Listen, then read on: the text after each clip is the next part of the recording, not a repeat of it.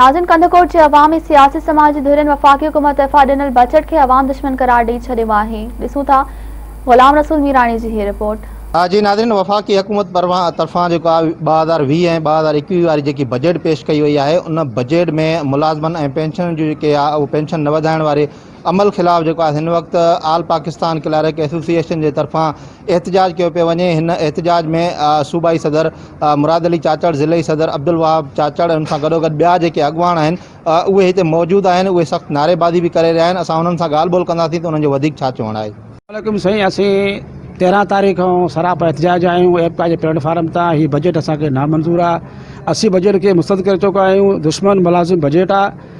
असांजो इमरान ख़ान खे इहो सुवाल आहे त इमरान ख़ान जेकॾहिं चए थो त मां रियासत मदीना बयानु ॾिनो आहे पाण, उन तहत गवर्नमेंट खे हलाए छा आहे रियासत मदीना जो इंसाफ़ आहे?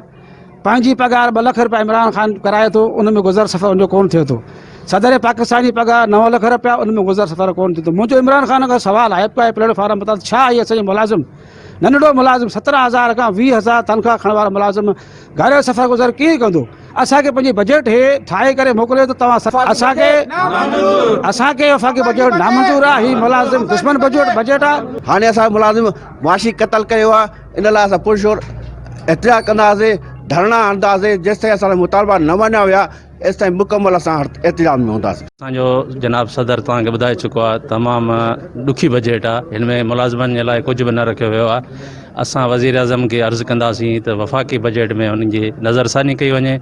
जी नाज़रीन, आपका जे अॻुवाणनि जूं तव्हां ॻाल्हियूं ॿुधियूं। उन्हनि 2020 ऐं 21 जी जेकी वफ़ाक़ पारां बजट पेश कई वई आहे, उन बजट खे उन्हनि रद्द कंदे इहो चयो आहे त हीअ बजट अवाम दुश्मन ऐं मुलाज़िम दुश्मन जेकी बजट आहे। हिन कैमरा टीम सां गॾु ग़ुलाम रसूल मीराणी, मेहरान TV, कंदकोट।